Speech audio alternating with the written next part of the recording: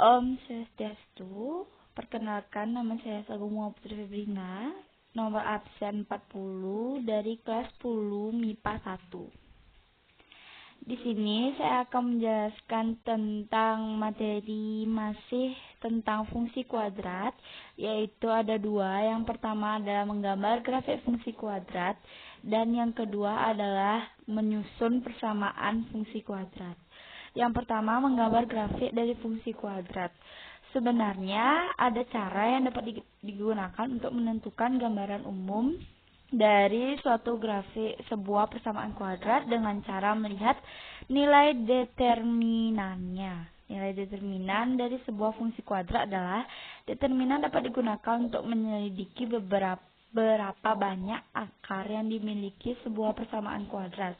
Selain itu, determinan dapat digunakan untuk menentukan jenis akar yang dimiliki suatu persamaan kuadrat. Karakteristik grafik berdasarkan nilai determinan.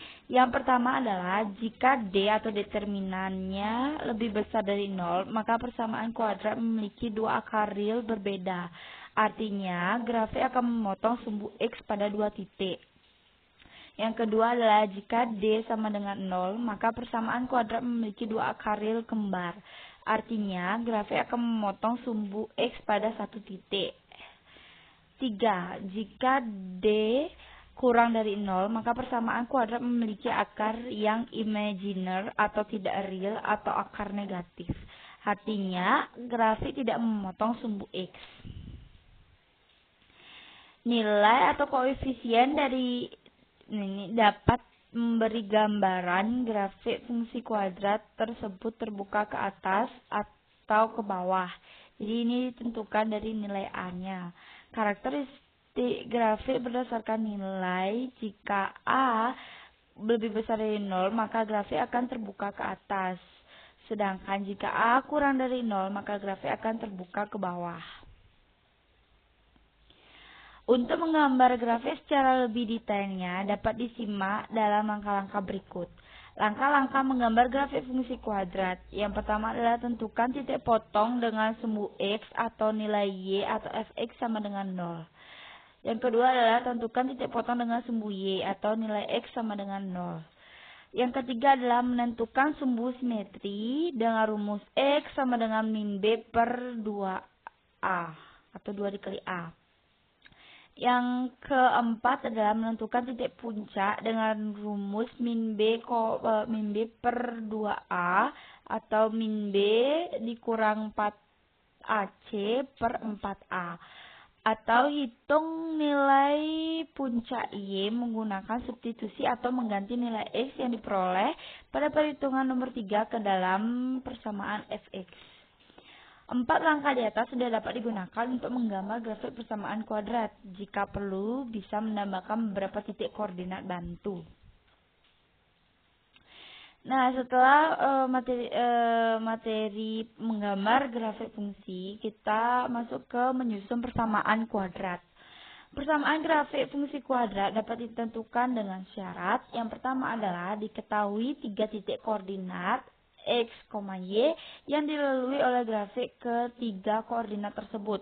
Masing-masing disubstitusikan ke dalam persamaan grafik Y sama dengan AX kuadrat plus BX plus C. Sehingga didapat 3 persamaan berbeda yang saling memiliki variabel A, B, dan C. Selanjutnya dilakukan teknik eliminasi aljabar untuk memperoleh nilai dari A, B, dan C tersebut.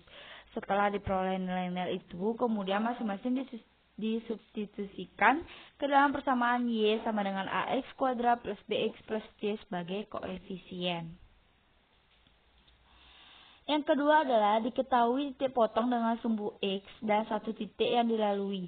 Jika titik potong sumbu X adalah X1,0 dan X2,0, maka rumus fungsi kuadratnya adalah Y sama dengan X min X1, X min X2.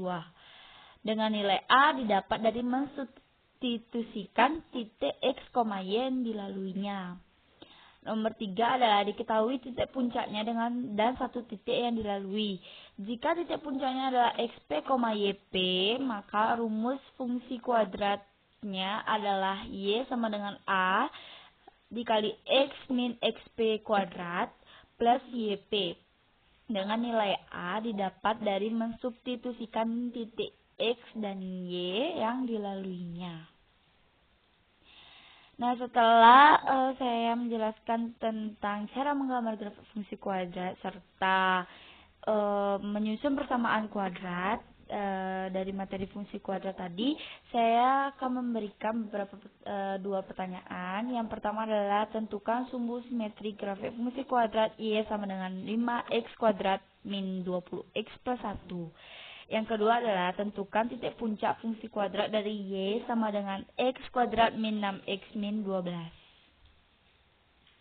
Setelah penjelasan saya tadi dan juga memberi pertanyaan, saya mengucapkan terima kasih banyak kepada teman-teman yang menonton presentasi saya. Semoga presentasi saya bisa bermanfaat dan semakin membantu kalian untuk mengerti dan memahami daripada materi fungsi kuadrat.